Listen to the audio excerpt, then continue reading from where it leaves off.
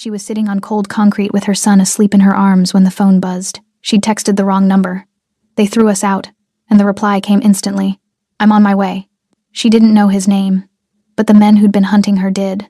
If this story pulled you in, make sure to hit that subscribe button so you never miss what's coming next. I've got another unforgettable story dropping tomorrow, and while you're here, jump into the comments and tell me where you're watching from. I love seeing our community from all around the world. All right, let's get back into it. Anna's fingers trembled as she stared at her phone screen, the cold pavement seeping through her jeans. David's weight pressed against her side, warm, trusting, asleep. She scrolled through her contacts, vision blurring from exhaustion and the dull ache in her ribs. The number was still there. Someone she'd met months ago at the diner. Someone who'd left a card, said to call if she ever needed anything. She pressed send before she could second-guess herself. The message was simple. They threw us out. She set the phone down on the concrete beside her, wrapping both arms around David. The night air bit at her exposed skin. Her breath came in shallow gasps, each one sending a spike of pain through her bruised torso. Around them, the corridor stretched into darkness, fluorescent lights flickering overhead, metal storage units lining the walls like silent witnesses. The phone buzzed. Anna grabbed it, hands shaking.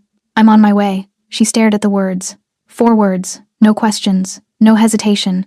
Her throat tightened. She didn't even remember his name, just his face across the counter weeks ago, his quiet voice, the way he'd left cash that covered the bill twice over, the way the other staff had gone silent when he walked in. Her fingers hovered over the keyboard. She should explain, should tell him it was a mistake, that she'd meant to text someone else, but she didn't. The phone stayed quiet in her palm.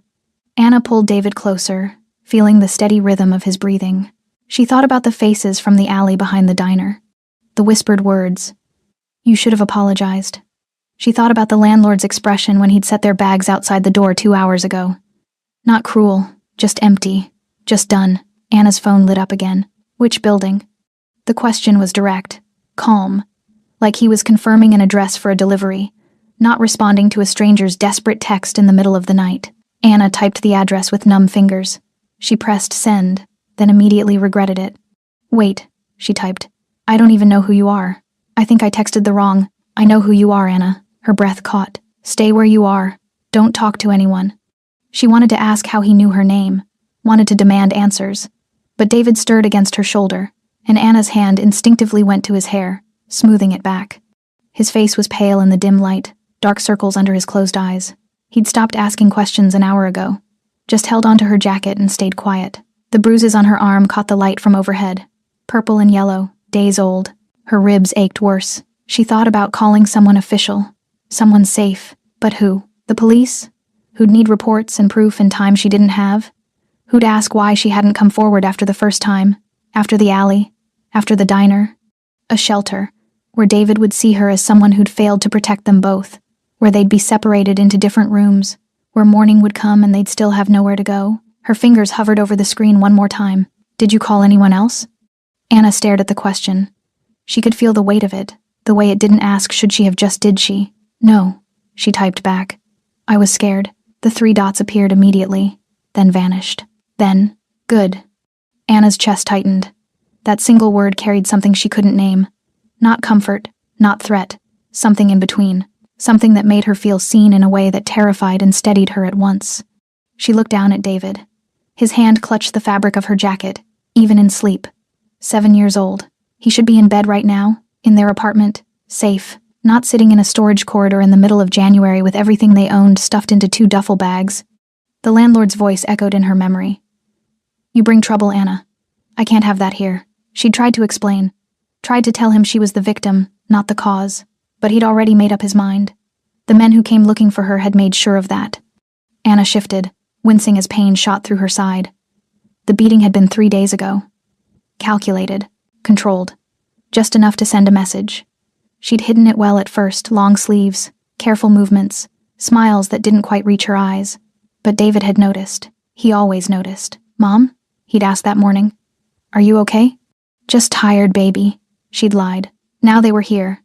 Sitting on cold concrete at 11:30 at night with nowhere to go and a strange man on his way. A man whose name she couldn't even remember. A man who somehow knew hers. Anna pulled out the business card she'd kept in her wallet. Plain, white, just a phone number embossed in black. No name, no company, nothing else. She remembered the day he'd left it. Mid-October. Slow Tuesday shift. He'd sat at the counter, ordered coffee, watched the room with eyes that missed nothing. When he paid, he'd slid the card across with the cash. "If you ever need help," he'd said quietly. Real help. She'd almost thrown it away. Almost asked what kind of help he meant. But something in his expression stopped her. Something that said he understood what it meant to need help that couldn't come from official channels. She'd kept the card. And now, 3 months later, she'd used it. Anna checked her phone. No new messages. She didn't know how far away he was, or how long it would take. Didn't know what would happen when he arrived. She looked down the corridor. Empty. Silent. The building around them settled and creaked. Somewhere above, a door slammed. Music played faintly through thin walls. David's breathing stayed steady against her. Anna closed her eyes, just for a moment. Let herself feel the exhaustion that had been building for weeks. The fear she'd been pushing down since the alley. The anger at the landlord, at the men, at the city that ground people like her into dust and expected gratitude for the privilege. When she opened her eyes, she made a decision. Whatever came next, she wouldn't apologize. Not to the landlord. Not to the men who'd marked her. Not to anyone. She'd asked for help. Real help. Now she'd see what that meant. 3 weeks earlier. Anna wiped down the counter for the 3rd time that hour, her reflection catching in the polished surface.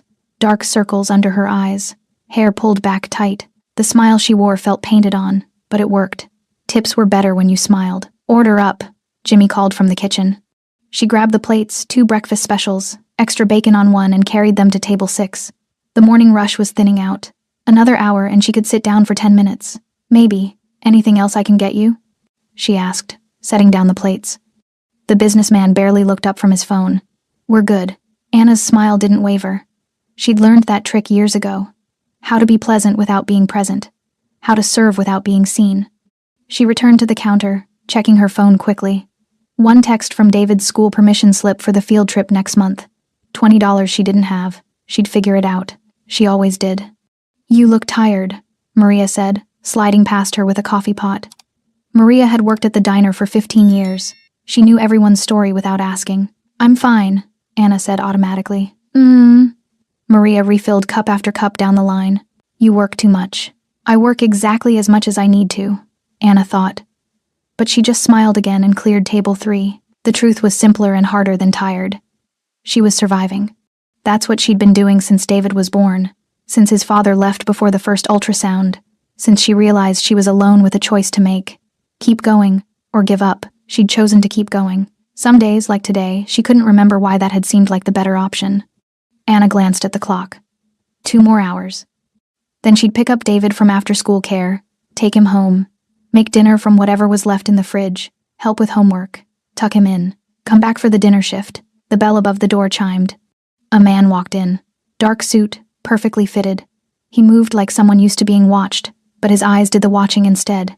He sat at the counter, 3 seats from the end. Anna grabbed a menu and a water glass. "Coffee?" she asked. "Please."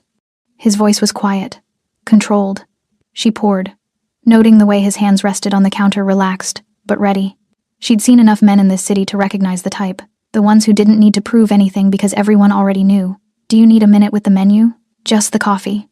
Anna nodded and moved away, giving him space. She served 2 more tables, cleared another, rang up a check. When she came back, his cup was half empty. "Refill?" "Thank you." This time when she poured, he spoke again. "You work doubles?"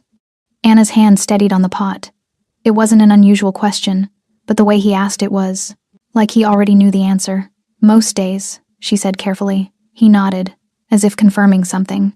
Then he pulled out his wallet, left a 50 for a $4 coffee, and slid a plain white card across the counter. "If you ever need help," he said quietly. "Real help." Anna stared at the card. "Just a phone number. Nothing else." "I don't," she started. "You don't have to now." He stood, buttoning his suit jacket. "But keep it." Then he was gone. Maria appeared at her elbow. "You know who that was?" "Should I?" Maria lowered her voice. "That's Mirko Lombardi. He doesn't come to places like this. And when he does, it means something." Anna picked up the card, turned it over. Blank on both sides except for the number. "What does it mean?" she asked. Maria shook her head. Nothing good, but nothing simple either. Anna slipped the card into her apron pocket and got back to work. She had bills to think about, not mysterious men in expensive suits. That evening, David sat at their tiny kitchen table, pencil moving across his homework with careful concentration. He was 7, but he already understood things he shouldn't have to. Like how to be quiet when Mom was tired. Like how to make cereal for himself if she slept through the alarm. Like how to say everything was fine at school, even when it wasn't. "How was your day, baby?" Anna asked, stirring pasta on the stove. "Good." David didn't look up.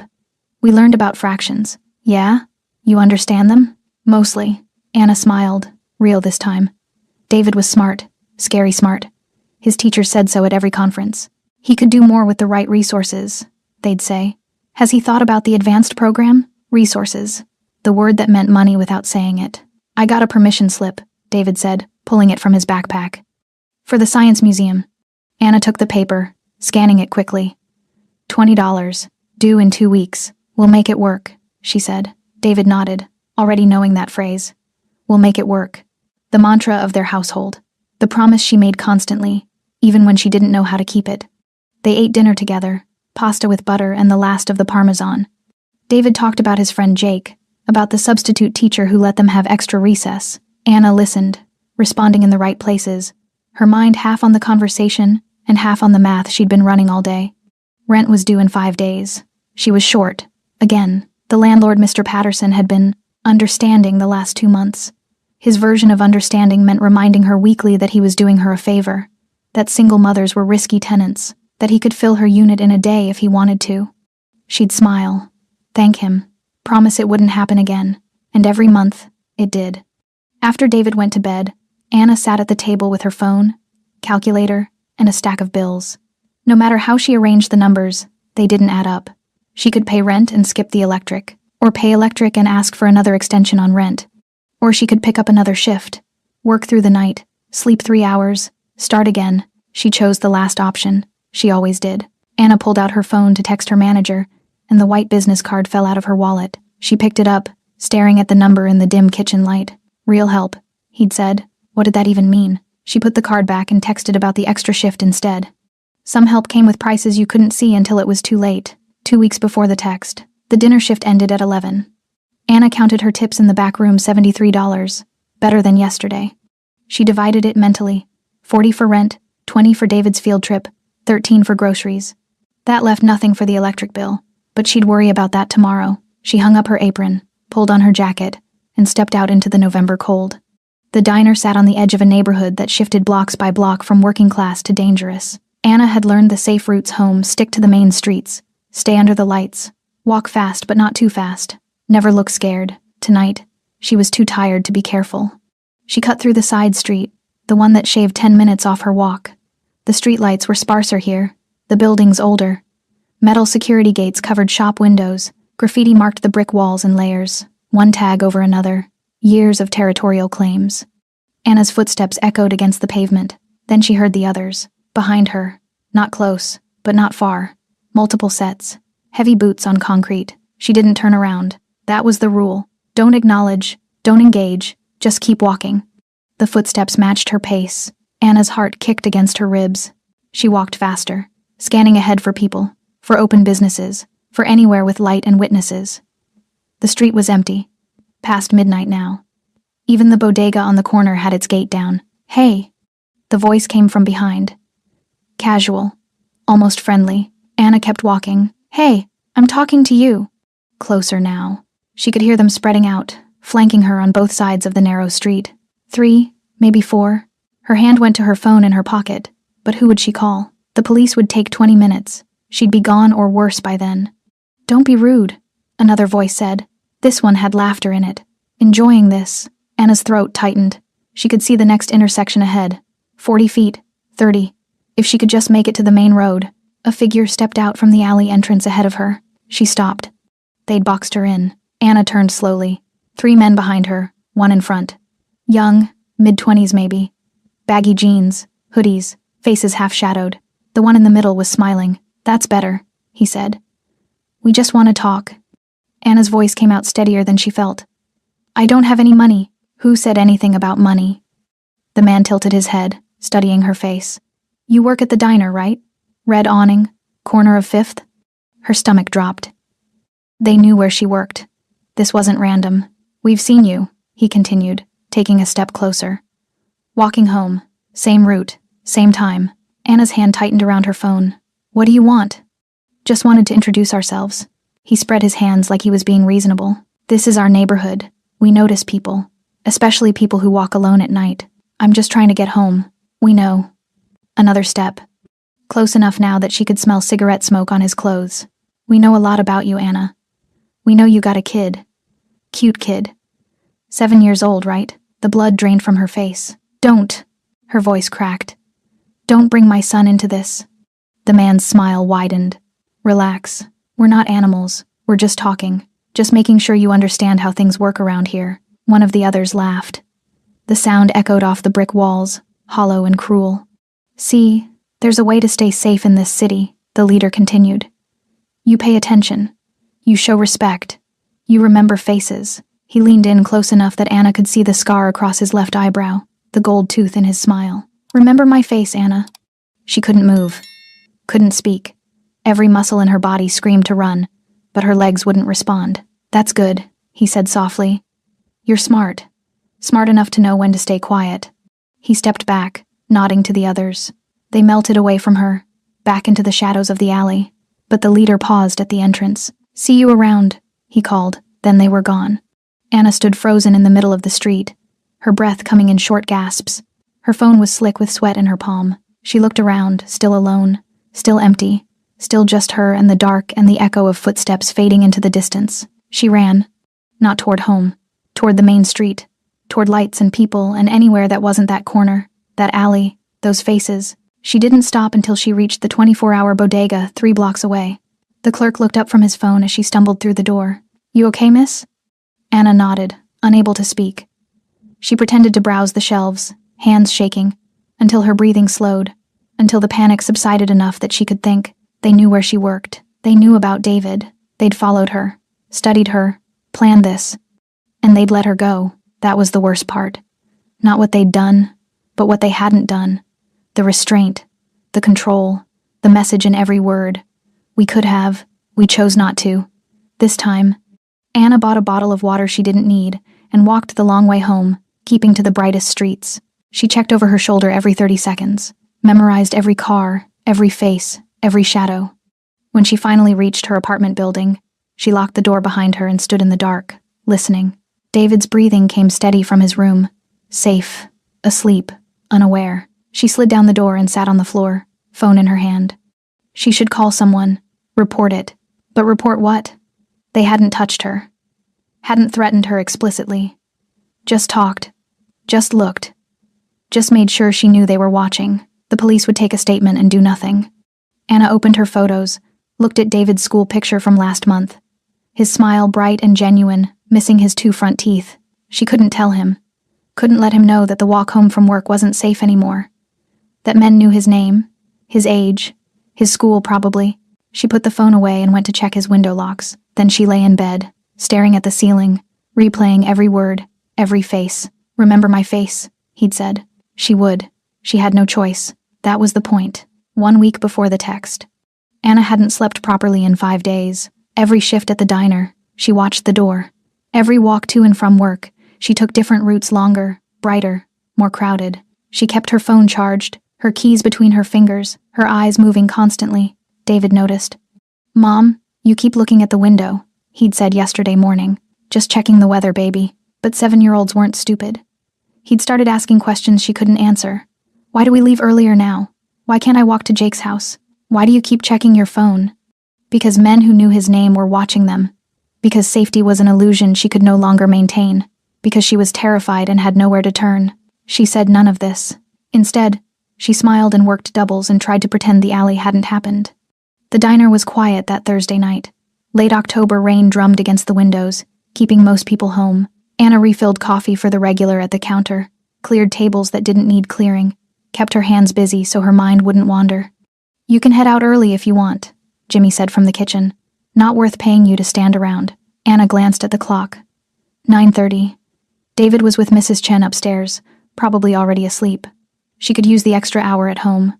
You sure? Yeah, go on. Rain's supposed to get worse. Anna grabbed her jacket from the back, said goodnight to Maria, and stepped out into the cold drizzle. The street was slick with reflected neon, the smell of wet asphalt mixing with restaurant exhaust. She pulled her hood up and started walking. She made it 2 blocks before she saw them. 3 figures standing under the awning of a closed electronics store. Same hoodies, same posture, waiting. Anna's heart lurched.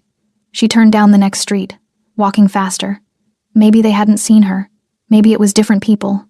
Maybe footsteps behind her. Anna. She didn't stop. Anna, don't be rude. We're just saying hello. She walked faster, scanning for witnesses, for cameras, for anything.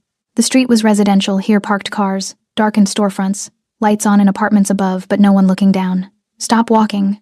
The voice was sharper now. The one from the alley. The leader. Anna stopped.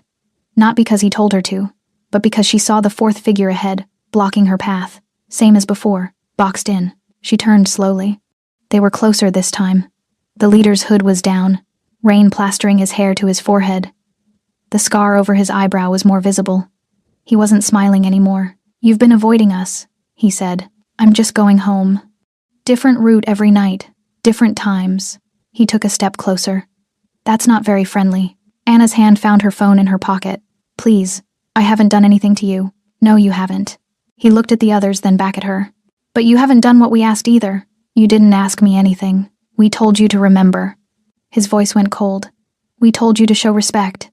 You think changing your route shows respect? I don't understand what you want from me. An apology. The word hung in the rain between them. Anna stared. For what? For making us come find you again. For wasting our time. He stepped closer, invading her space.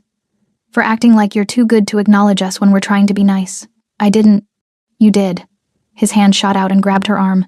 The same arm that still had faint bruises from carrying double shifts of plates. He squeezed, his fingers digging into the tender muscle. You walked past Ricky 2 days ago like he wasn't even there. Anna tried to pull away. His grip tightened. I didn't see him. I swear. I wasn't. You saw him. The leader's face was inches from hers now. You looked right at him and kept walking. Please. Anna's voice cracked. I have a son. I can't. We know about your son. His other hand came up, not touching her but close enough. We know everything about you, Anna. Where you live, what door, what floor. Tears burned in her eyes. Not from pain, but from the suffocating helplessness of it. These men could do whatever they wanted. Here, now. And no one would stop them. So here's what's going to happen, the leader said quietly. You're going to apologize for being disrespectful. And then you're going to understand that when we talk to you, you listen. When we're kind enough to let you know we're watching, you show gratitude. You understand? Anna's jaw clenched. Every instinct screamed to stay silent, to refuse, to spit in his face. But David was upstairs, asleep, safe only because she did what she had to do. I understand, she whispered. Good. He released her arm and stepped back. But I don't think you do. Not really. I think you need a reminder. The others moved before Anna could react. One grabbed her jacket, spinning her toward the alley entrance. Another shoved her forward. She stumbled, catching herself against the brick wall. The rough surface scraped her palms. Wait, she started. The first blow caught her in the ribs. Not full force, controlled, precise, enough to knock the air from her lungs and send her to her knees. Anna gasped, arms coming up instinctively. Not the face, the leader said calmly. We're not animals. Another hit, this time to her back, then her shoulder. Each one calculated, placed where clothing would hide the damage. Where she could still walk, still work, still function, but where she'd feel it, remember it, fear it. Anna curled on the ground, rain soaking through her clothes, mixing with the tears she couldn't hold back. She didn't scream. Some part of her knew that would make it worse, knew that they wanted fear, not resistance. After what felt like hours but was probably 30 seconds, they stopped. The leader crouched beside her, voice almost gentle. You should have just apologized in the alley. Would have been easier. Anna couldn't speak, couldn't move. Pain radiated through her torso with every breath. Next time, he continued, we won't be this nice. Next time we come to your apartment. Your son answers the door. You understand? She nodded, forehead pressed against the wet pavement. Good girl. They left her there. Anna lay in the alley for 5 full minutes before she could stand. Every movement sent fresh agony through her ribs. She pulled herself up using the wall, legs shaking, breath coming in short gasps. She had to get home, had to check on David, had to make sure they hadn't already. She ran. 4 days before the text. Anna called in sick the next day. And the day after that, she couldn't hide the bruises from Maria, couldn't explain the way she flinched at sudden movements, couldn't pretend the pain in her ribs was just fatigue. So she stayed home, told David she had the flu, and watched him leave for school with Mrs. Chen, while she pressed ice to her torso and tried to breathe without crying. The third day, Jimmy called. Anna, I need you back. I can't run short forever. I know. I'm sorry. Tomorrow, I promise. You said that yesterday. Tomorrow, she repeated, and hung up before he could argue. She couldn't go back. Not yet. Not when every time she closed her eyes, she saw their faces, felt their hands, heard the leader's voice. Next time, we come to your apartment, but rent was due in 2 days, and she was already short. Anna sat at the kitchen table that afternoon, doing math that wouldn't work no matter how many times she recalculated, even with the tips she'd saved, even if she picked up extra shifts, even if she skipped the electric bill entirely, she was $70 short. She'd have to ask Mr. Patterson for another extension. The thought made her stomach turn, but she had no choice. She knocked on his door at 4 o'clock, after David left for his friend's house. Mr. Patterson answered in a stained undershirt, the smell of cigarettes and old coffee wafting from the apartment behind him. Anna. His eyes traveled down her face, noting the carefully applied makeup that didn't quite hide the shadow of a bruise on her cheekbone. Rent's due Friday. I know. I'm a little short this month. I was hoping. How short? 70. But I can have it by next Wednesday. I just need $70. He leaned against the doorframe. On top of the 2 months you were late before, Anna's throat tightened. I paid those. Every penny. Eventually. He pulled out a cigarette, lit it, blew smoke toward the ceiling. You know how many people want your unit, Anna? How many applications I get every week? I know. And I appreciate. You appreciate. He laughed, sharp and bitter. You got a kid. Single mom. I've been more than understanding. But understanding doesn't pay my mortgage. I'll have it Wednesday. I promise. Mr. Patterson studied her for a long moment, eyes narrowing. What happened to your face? I fell. Right. He took another drag. You in some kind of trouble? Anna's pulse quickened. No. Just clumsy. Uh-huh. He didn't look convinced, but he didn't push. Wednesday. Not a day later. Or we're done being understanding. Anna nodded and returned to her apartment, hands shaking as she closed the door. That night there was a knock. Anna froze, halfway through helping David with his math homework. It was past 8, too late for Mrs. Chen, too late for deliveries. Stay here, she whispered to David, and moved to the door. She looked through the peephole. Mr. Patterson stood in the hallway, but he wasn't alone. 2 men flanked him. She recognized the one on the left immediately, the scar over his eyebrow, the gold tooth. The leader from the alley. Anna's blood turned to ice. She backed away from the door, heart hammering. David looked up from his homework, confused.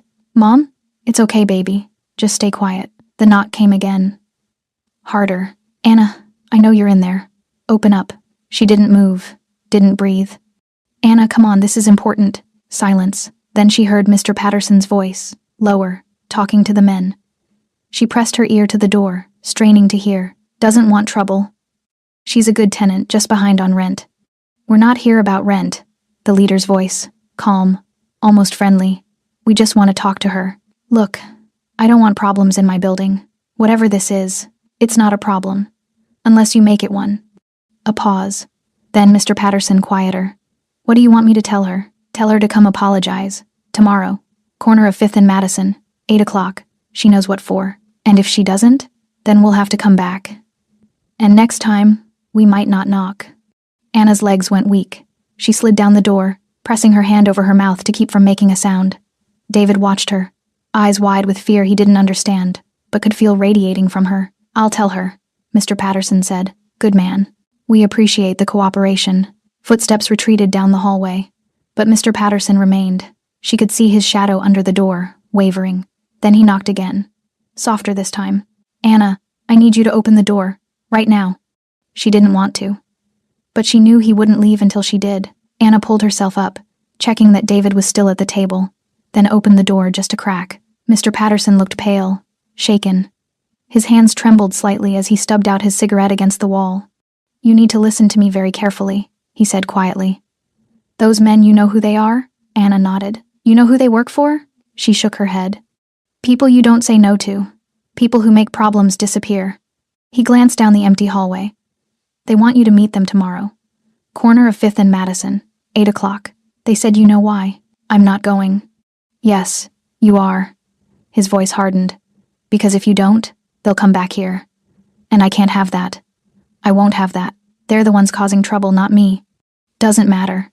He stepped closer, lowering his voice. You don't understand how this works. Those men, they're connected. They could burn this building down and no one would investigate. They could make me disappear and no one would ask questions. So when they tell me to give you a message, I give you the message. And when they tell you to show up, you show up. I didn't do anything wrong. I don't care what you did or didn't do.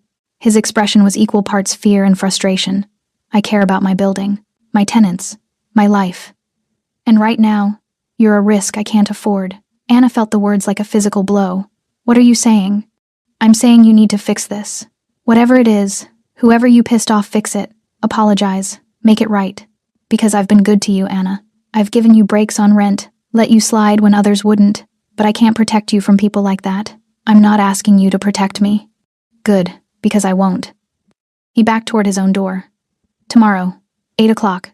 Don't make me regret being nice to you. He disappeared into his apartment, lock clicking behind him. Anna stood in the hallway, the weight of it crushing down on her shoulders. She'd run out of places to hide, run out of people who'd help, run out of options that didn't involve bowing to men who'd beaten her in an alley.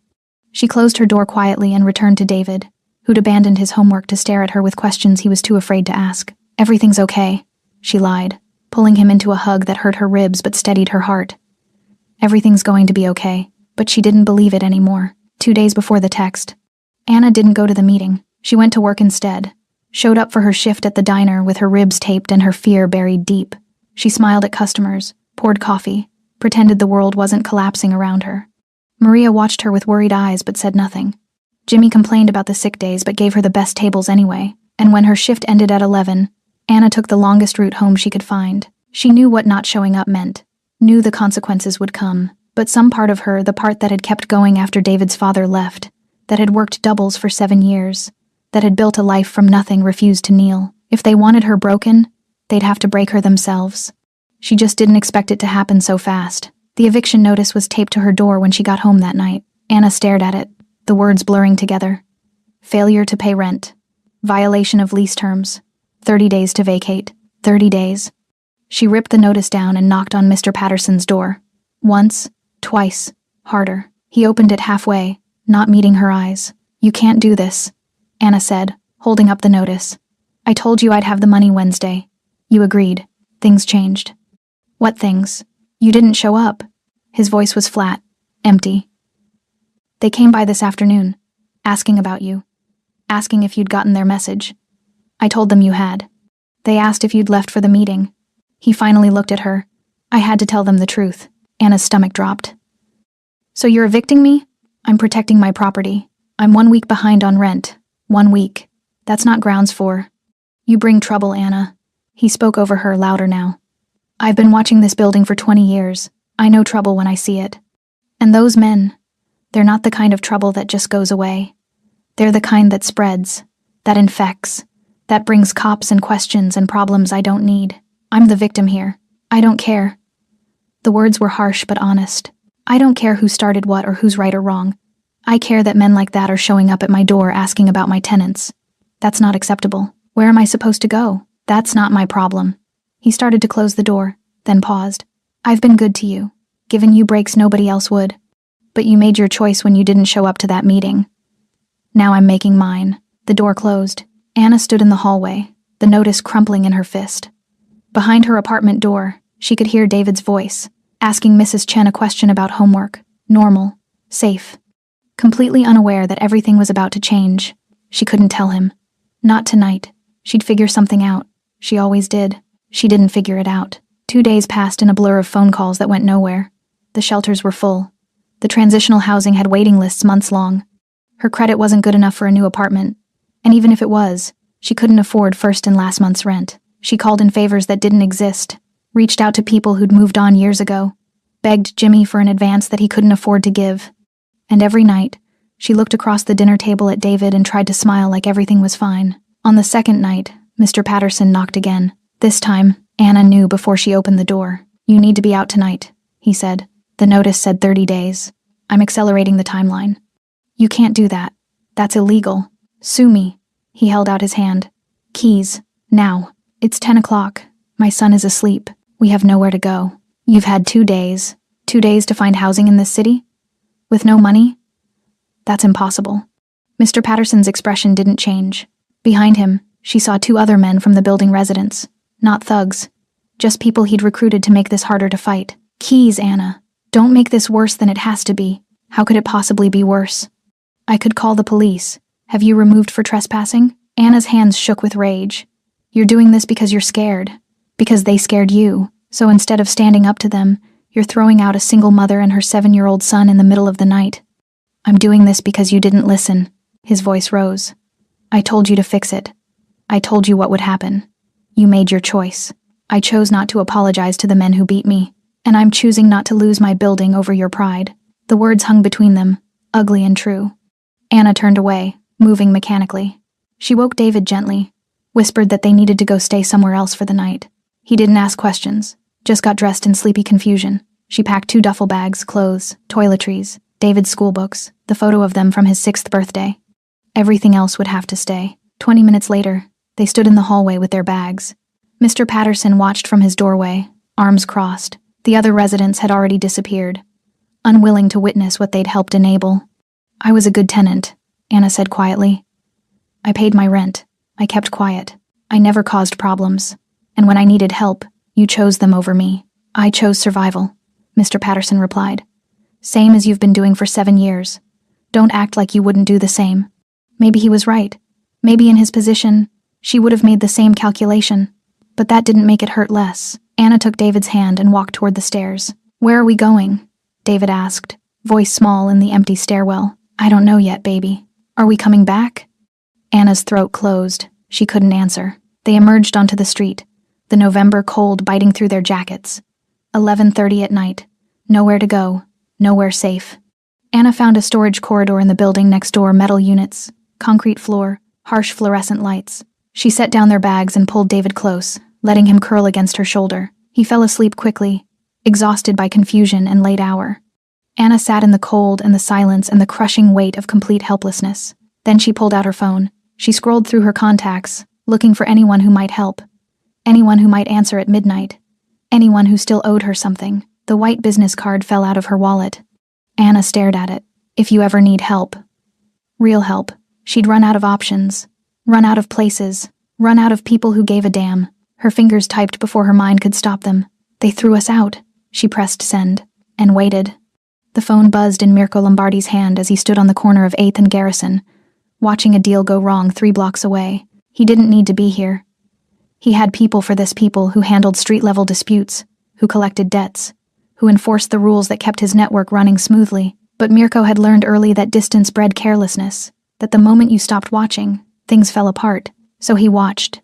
The text pulled his attention from the argument unfolding in the parking lot across the street. Unknown number. 4 words. They threw us out. Mirko frowned, scrolling back through recent messages. No context. No previous conversation. Wrong number, probably. He started to put the phone away. Then something stopped him. The phrasing. Not, we got evicted or lost our place. They threw us out. Active. Immediate. Someone else made this happen. He opened his contacts, cross-referenced the number against his mental database of names and faces. Nothing matched. But the area code was local. Mirko's instincts, honed over 15 years of reading people and situations, whispered that this wasn't random. He pulled up the message thread again, studying those 4 words. Late-night text to a stranger. Desperation in the brevity. No explanation because there was no time, or because the sender assumed he'd already know. Someone thought they were texting someone else. Someone who needed help. The deal across the street was resolving itself, the debtor's hands up, the collector backing off. Mirko's phone buzzed again with a report from one of his lieutenants. Everything handled. Everything under control. He looked at the message one more time. Then he typed, I'm on my way. Mirko sat in his car for 30 seconds after sending the reply, waiting to see if the number would correct itself. If whoever sent it would realize their mistake and apologize, or panic, or simply stop responding. Instead, wait, I don't even know who you are. I think I texted the wrong, so it was a wrong number. But the person on the other end was still in crisis, still sitting somewhere with nowhere to go. Mirko's logical mind said to let it go, to delete the thread and get back to work. People made mistakes, sent texts to wrong numbers. That wasn't his problem, but he typed anyway. I know who you are, Anna. The moment he sent it, he pulled up his contact management system, the network of information he'd built carefully over years. Restaurant workers, service industry, single mothers in the neighborhood. He filtered by first name. 3 Annas came up. 2 were current. 1 worked at a diner on 5th Street.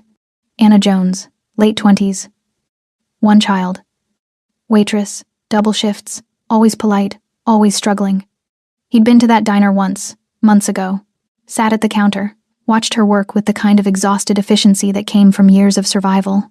He'd left his card because something in her reminded him of his own mother. Same tired eyes, same determined smile, same refusal to ask for help even when drowning. Most people threw the card away. Anna had kept it. Mirko pulled up the building records, cross-referenced with recent activity reports. Her landlord was Patterson, weak man, easily pressured, and there'd been reports of street-level crew activity near her address. The Kozlov crew. Bottom feeders who thought intimidation made them powerful. The pieces assembled quickly. Anna had been targeted. Patterson had been scared. And now she was sitting somewhere cold with her son, texting a stranger because she had no one else. Mirko started the car. He made 2 calls on the drive. The first was to Luca, his longest-serving associate. Run everything you have on Anna Jones. Apartment 3C, building on 7th. I want to know who's been pressuring her, who gave the orders, and how far up it goes. Time frame? 20 minutes. On it. The second call was to the Kozlov crew's handler. Mirko kept his voice calm, almost pleasant. This is Lombardi. I need to know if your people have been operating near 7th Street. Specifically, targeting civilians. A pause. We have some activity there. Why? Are they authorized? They're collecting debts, making rounds. Standard operations. On a waitress? Another pause. Longer. I'd have to check. Check now. Mirko's tone didn't change, but the silence that followed made his meaning clear. And tell whoever's running that crew that I need names. Tonight. Understood. Mirko ended the call as he turned onto Anna's street. The address she'd sent led him to a storage facility corridor, industrial, cold, lit by failing fluorescents. Not an apartment, not even a shelter. A hallway where people went when they'd run out of places. He parked and got out, adjusting his jacket. The night was cold, his breath visible in the air. He walked slowly, footsteps echoing off concrete, until he saw them. Anna sat with her back against a storage unit. A boy curled against her shoulder. 2 duffel bags beside them. Her face was turned down, one arm wrapped protectively around the child, the other holding her phone. She looked up as he approached. Even in the harsh light, he could see the bruises. Faded, but there. One on her cheekbone. The way she held her ribs suggested more underneath. Mirko stopped 6 feet away, hands visible, posture non-threatening. He'd learned long ago that power wasn't about intimidation, it was about control. And right now, this woman needed to feel safe, not scared. Anna, she nodded, eyes wary. I'm Mirko. From the diner. Recognition flickered across her face. You left the card. I did. She looked down at David, still asleep, then back at Mirko. I didn't mean to text you. I don't even know what I thought. It's okay. No, it's not. Her voice cracked. I don't know you. I don't know why you're here, or what you want, or I don't want anything. Mirko's voice was steady, calm. You asked for help. I'm here to help. People don't just help. Not for free. You're right. They don't. He took 1 step closer, letting her see his face clearly. But I'm not most people. And you're not most situations. Anna's jaw tightened. What does that mean? It means someone hurt you. Someone scared you. And someone threw you out because of it. He paused, letting the words settle. I want to know who. Why? Because this is my city. And what happened to you, that's not how things work here. Not in my city. She stared at him, searching his face for deception, for hidden motives, for the catch that always came with offers like this. Mirko waited. He'd learned patience decades ago. Learned that the most important moments happened in silence. Finally, Anna spoke. The men who did this, you can't just... Who made you apologize? The question cut through everything else. Direct, unflinching, the kind of question that demanded truth. Anna's eyes filled with tears she'd been holding back for days, and then she told him everything. Anna's voice shook as she told him about the alley. About the men who'd followed her, studied her face, whispered her son's name in the dark. About the beating behind the diner, controlled, precise, designed to leave marks where no one would see. Mirko listened without interrupting. His expression didn't change, but something in his eyes darkened with each detail. When she described the landlord's visit, the ultimatum, the eviction, his jaw tightened almost imperceptibly. They wanted me to apologize, Anna finished, voice barely above a whisper. To meet them at 5th and Madison. To bow down and admit I'd been disrespectful. She looked down at David, still sleeping against her. I couldn't do it. I just couldn't. Mirko was quiet for a long moment. Then he crouched down, bringing himself to her eye level. The movement was careful, non-threatening, the kind of gesture that spoke of someone who understood fear intimately. You were right not to go, he said quietly. Anna laughed, bitter and broken. Look where that got me. It got you here, still standing, still protecting your son. His voice carried a weight she couldn't name. That takes more strength than most people have. I don't feel strong. I feel terrified. Good. Fear keeps you alive. He tilted his head slightly, studying her face. But you're not just afraid. You're angry. I can see it. Anna met his eyes. He was right. Beneath the exhaustion and the terror, rage burned like a pilot light she couldn't extinguish. Rage at the men who'd targeted her. At the landlord who'd abandoned her. At a city that ground people into dust and called it survival. What good is anger? She asked. I'm sitting in a hallway with nowhere to go. Anger doesn't change that. No, but consequences do. The word hung between them, loaded with implications Anna wasn't sure she wanted to understand. What are you saying? I'm saying that what happened to you, that's not going to happen again. Mirko stood, pulling out his phone. And the people who did this are going to understand why. I don't want revenge. I just want to be safe. Those aren't different things. He typed something quickly, then looked back at her. The men who hurt you, they work for someone. And that someone answers to people who answer to me. This happened because no one told them to stop. Because they thought you were nobody. I am nobody. Not anymore. His phone buzzed. He glanced at it, his expression hardening. The crew that's been targeting you, they're Kozlov's people, street-level collectors who've been freelancing, thinking they can build reputation by terrorizing civilians. Anna's stomach dropped. Kozlov. I've heard that name. Everyone has. He runs the South Side, thinks violence equals power. Mirko's voice was cold now, clinical. But he operates on my permission. And this, he gestured at Anna, at David, at the storage corridor that had become their refuge. This wasn't authorized. So what happens now? Now I make a phone call. And you and David get somewhere warm. I told you, I don't have anywhere. I have a property. 3 blocks from here. Small building, quiet, secure. He held up a hand before she could protest. It's empty. Has been for months. You'll stay there until you figure out your next move. No rent. No obligations. Anna's instincts screamed. Nothing was free. Nobody gave without expecting something in return. Why would you do that? Because I can. He said it simply, as if the answer was obvious. Because you asked for help and I'm giving it. No strings. No debt. Just space. I don't believe you. Good. That means you're smart. A ghost of something that might have been respect crossed his face. But believe this. What happened to you ends tonight. The men who hurt you, the landlord who threw you out, anyone who thinks you're an easy target, they're going to learn otherwise, and you're going to sleep somewhere safe with your son. Everything else, we figure out tomorrow. Anna looked down at David, his small face peaceful in sleep, completely unaware that his mother was accepting help from a man whose reputation was built on fear, a man who'd just offered them sanctuary with one hand while promising consequences with the other. She thought about the alternative, about shelters and waiting lists and David's confused questions, about the men who knew where she worked, who'd beaten her once and promised worse next time, about the fact that she'd already sent the text, already summoned him, already made her choice the moment her fingers had pressed send. Okay, Anna whispered. Mirko nodded once, then made his call. 20 minutes later, Anna sat in the passenger seat of Mirko's car, sleek, dark, expensive in a way that made her hyper-aware of her worn jacket and scuffed sneakers. David was buckled in the back, still half asleep, clutching his backpack like a lifeline. They drove in silence through streets Anna recognized but had never seen from this angle. From behind tinted windows, from the passenger seat of a car that cost more than she'd earn in 5 years. Mirko's phone rang twice. Both times he answered with single words, yes, handled, tomorrow. Then ended the call. He didn't explain, didn't offer commentary, just drove with the calm precision of someone who'd made this trip 1,000 times. They pulled up to a narrow building tucked between a laundromat and a closed bakery. Brick facade, 4 stories, unremarkable, except for the fact that every window was dark. "This is it," Mirko said, parking in front. Anna looked up at the building. "You said it's empty?" "For now."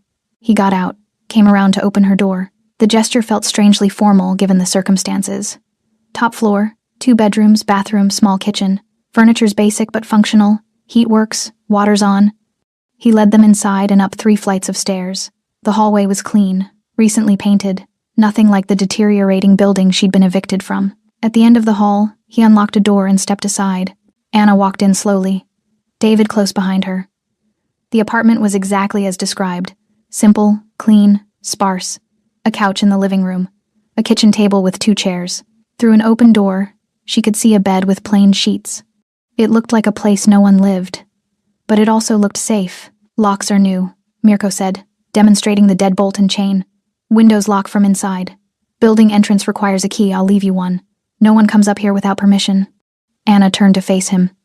"And tomorrow?" "Tomorrow you get David to school. You rest. You let your ribs heal." His expression was unreadable. "And I handle the rest. The rest being consequences." There was that word again.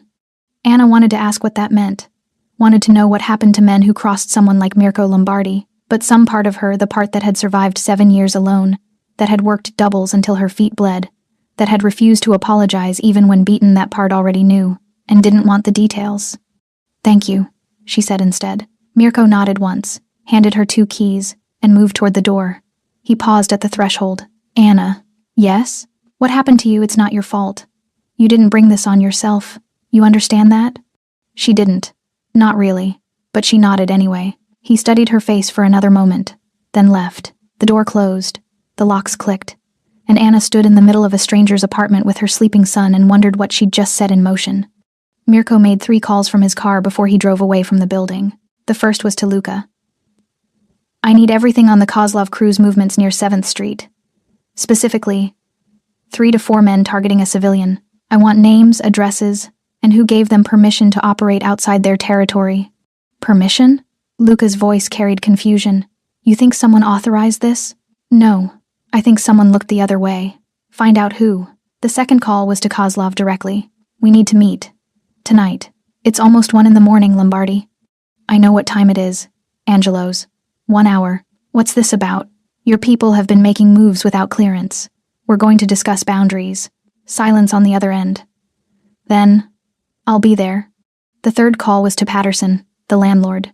Mirko's voice was calm, almost pleasant. "Mr. Patterson. This is Mirko Lombardi. I believe some of my associates visited your building recently." A sharp intake of breath. "Ah, yes. I told them everything they wanted to know. I cooperated. I know you did. That's why we're having this conversation instead of a different one." Mirko let that sink in. "The woman you evicted tonight. Anna Jones. Tell me why." "She was behind on rent. She was bringing trouble. I had to protect my investment." "Trouble? You mean the men who came asking about her?" "Yes, they said they implied." "I know what they implied. And I know you chose to believe them instead of protecting your tenant." Mirko's tone didn't change, but the temperature in the car seemed to drop. "Here's what's going to happen. Tomorrow morning, you're going to call Anna. You're going to apologize. You're going to offer her apartment back, rent-free for 3 months, with a guarantee that no one will bother her again. I can't just..." "Yes, you can. And you will. Because the alternative is that I make some calls of my own. To the building inspector. To the fire marshal. To people who'll be very interested in the violations I'm certain they'll find." Patterson's breathing was audible over the line. "She won't come back. Not after what I did. That's her choice. But you'll make the offer. Genuinely. And you'll mean the apology." Mirko paused. "And if those men ever come near your building again, you'll call me immediately. Do you understand?" "Yes. Good. We won't need to speak again." Mirko ended the call and drove toward Angelo's, a restaurant that served as neutral ground for conversations that couldn't happen in public. He arrived first, took a booth in the back, ordered coffee he wouldn't drink. Kozlov arrived 15 minutes later. Tall, broad-shouldered, expensive suit that didn't quite hide the street underneath. He slid into the booth across from Mirko, with the casual confidence of someone who thought he was an equal. He wasn't. "Lombardi, it's been a while." "It has." Mirko's expression was neutral. "Let's not waste time. Your crew has been operating on 7th Street, targeting civilians, specifically, a waitress named Anna Jones." Kozlov's eyes narrowed. "You called me out here at 1 in the morning over some waitress?" I called you here because your people are moving without discipline, without authorization, and that creates problems. My people are doing their jobs. Collections, enforcement, territory management. On whose authority? Mine. And who gave you authority to target civilians outside your jurisdiction? Kozlov leaned back, irritation crossing his face. With all due respect, Lombardi, I don't need permission for street-level operations. That's what you pay me for, to keep the South Side in line. The South Side. Not 7th Street. Not civilians who have nothing to do with our business. She was marked because she showed disrespect. My guys were building reputation, establishing boundaries. That's basic street operation. Building reputation. Mirko's voice went flat. By beating a single mother who works double shifts to feed her kid. By terrorizing her until she couldn't walk home alone. By forcing her landlord to evict her in the middle of the night. I didn't know about the eviction, but you knew about the rest. Kozlov shifted slightly. Look, maybe they got overzealous. But that's the job, you make examples. You show people what happens when they don't fall in line. She wasn't in line to fall out of. She was walking home from work. She disrespected them. She existed. Mirko leaned forward, voice dropping to something cold and precise. That's all she did. She existed in the wrong place at the wrong time, and your people decided she was an opportunity. Decided her fear was worth more than her safety. Decided that because she had no protection, she was fair game. Kozlov's jaw tightened. What do you want me to do? Apologize to every person my crew leans on? I want you to pull your people back. Immediately. I want the men who targeted Anna Jones reassigned to something that doesn't involve civilians. And I want it understood clearly, explicitly, without question, that what happened to her doesn't happen again. And if I say no, then we have a different conversation. One about boundaries and consequences, and whether the South Side needs new management.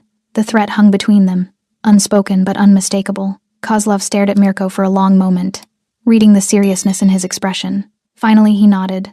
Fine. I'll pull them back, reassign them. But this sets a precedent, Lombardi. If we can't lean on civilians, if we can't use fear as a tool, then we're working with one hand tied. No. You're working with discipline, with structure, with the understanding that power isn't about who you can hurt, it's about who you choose not to. Kozlov stood, buttoning his jacket. Your people won't like this. They'll see it as weakness. Let them. I'd rather be weak and right than strong and wrong. After Kozlov left, Mirko sat alone in the booth, the restaurant empty except for the owner cleaning tables in the front. His phone buzzed. Luca. Got the names. 3 men. Street-level crew, no significant connections. They've been freelancing, trying to build reputation outside normal channels. Kozlov probably didn't know the extent. Addresses? Sent them to you. Good. Make sure they understand the new boundaries. No contact with Anna Jones. No operations near her workplace or residence. No retaliation. And if they push back, they won't. Mirko's voice carried the weight of certainty. But if they do, then we escalate. Quietly, he ended the call and finished his coffee. Cold now, but still bitter enough to focus his thoughts. Consequences didn't always mean violence. Sometimes they meant phone calls and boundary enforcement. Sometimes they meant making it clear that certain lines couldn't be crossed without losing everything. But always, they meant follow-through.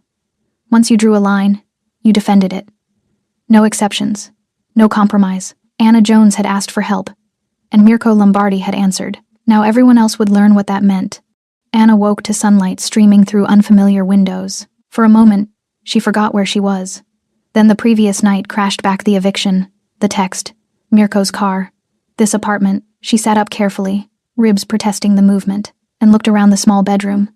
David was still asleep in the other room, sprawled across the couch where he'd finally collapsed around 2 a.m, safe, warm, unharmed.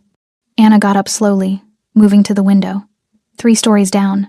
The street was already busy, people heading to work, shops opening, life continuing as if nothing had changed. But everything had changed. She could feel it in the stillness of this apartment, in the absence of fear that had become so constant she'd forgotten what its absence felt like. Her phone buzzed. Unknown number. How did you sleep? Anna stared at the message. Mirko. Checking in as if this were normal. As if placing strangers in empty apartments and dismantling their problems overnight was just another Tuesday. Fine, she typed back. Thank you. Good. Stay there today. Rest. I'll be in touch this afternoon. She wanted to ask what that meant. Wanted to know what he'd done after dropping them off. But she was afraid of the answers. Instead, she made breakfast from the groceries she found in the kitchen. Eggs, bread, milk, coffee. All fresh. All waiting. as if he'd known exactly when they'd arrive. David woke around 8, confused and quiet. Anna explained as much as she could without explaining anything real. They were staying with a friend, just for a little while, until things settled down. He accepted this the way children accept most things from adults they trust, with questions he didn't quite ask, and worries he didn't quite voice. She got him ready for school, packed his lunch, walked him to the bus stop 2 blocks away, watched him climb on with his backpack and his careful 8-year-old dignity, watched the bus pull away into traffic, taking him somewhere normal while her own world remained suspended in uncertainty. Back at the apartment, Anna tried to rest like Mirko had suggested, but her mind wouldn't settle. She cleaned the already clean kitchen, organized the sparse closet, checked the locks 3 times. Finally, she sat on the couch and let herself feel the exhaustion she'd been running from for weeks. Her phone rang at 2. "Anna, it's Mirko. Hi." She didn't know what else to say. "I need to see you. Can you meet me downstairs in 10 minutes? Her stomach tightened. "Is something wrong?" "No, just need to talk." He was waiting in front of the building when she came down, leaning against his car in the autumn sunlight. He looked different in daylight, less shadowed, less dangerous, though the sharp intelligence in his eyes remained. "Walk with me," he said. They walked in silence for half a block before Mirko spoke. "The men who hurt you, they've been dealt with. They won't come near you again. Ever." Anna's breath caught. "What does that mean?" "It means they've been reassigned. Far from here. With explicit instructions about boundaries and consequences." He glanced at her. "They're scared now. The way you were scared. They understand what that feels like." "Did you—" She couldn't finish the question. "No blood. No violence. Just very clear conversations about how things work in this city." Mirko stopped walking, turning to face her. "Anna, I want you to understand something. What happened to you wasn't random. Those men chose you because they thought you had no protection. No one who'd care. No one who'd stop them. I didn't. You do now." His voice was firm. "Not because you owe me. Not because I own you. But because I'm choosing to care.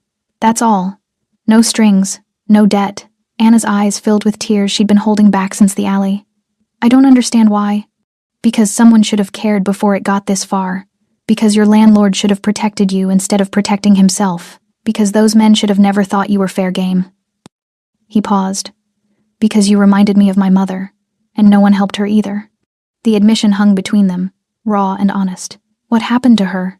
Anna asked quietly. "She survived, barely. Worked herself to death trying to keep me fed and clothed. Died when I was 15. His expression was distant, remembering. "I spent the next 10 years making sure I'd never be powerless again, that I'd never watch someone struggle without being able to help. So you became this."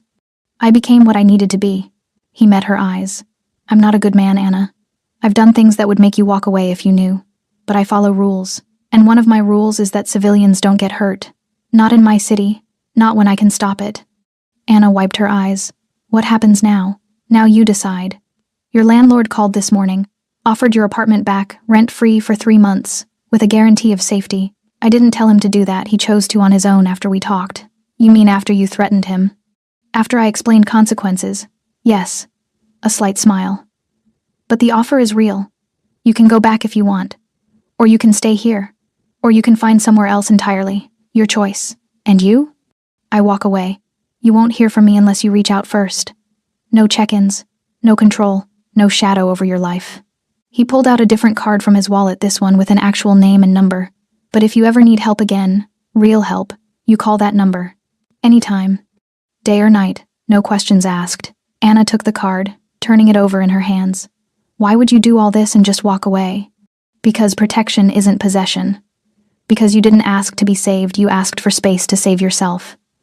Mirko's voice was gentle. "I gave you that space. What you do with it is your decision." They walked back to the building in silence. At the entrance, Mirko stopped. "One more thing. The men who hurt you, they're going to hear what happened. That you're protected. That touching you means answering to me. That reputation will follow you. It might make some people nervous. Might make others respect you. But it will keep you safe. I didn't ask for that. I know. But you have it anyway." He opened the door for her. "Take care of yourself, Anna. Take care of David. And remember, you were strong enough to refuse to apologize. Don't forget that strength just because things got easier." Anna watched him walk back to his car. Watched him drive away without looking back. Then she went upstairs, locked the door, and sat on the couch in the quiet apartment. Her phone buzzed. A text from Patterson, formally apologizing, offering the apartment back with the terms Mirko had mentioned. Another text from Jimmy at the diner, asking when she'd return to work. Another from David's school about the field trip permission slip approved, payment received. She hadn't paid it. Mirko must have. Anna set the phone down and closed her eyes. She'd survived. She'd refused to break. And somehow, impossibly, help had come. Not perfect help, not clean help, but real help, the kind that gave her space to breathe, to heal, to decide what came next. And for the first time in weeks, Anna felt something she'd almost forgotten: hope. Thanks for staying with this story right till the final moment. You're the reason these stories come alive. If you're ready for another powerful journey, just tap the next video on your screen. And before you go, leave a quick comment and rate this story from 1 to 10. I'm excited to see your thoughts and connect with you down there.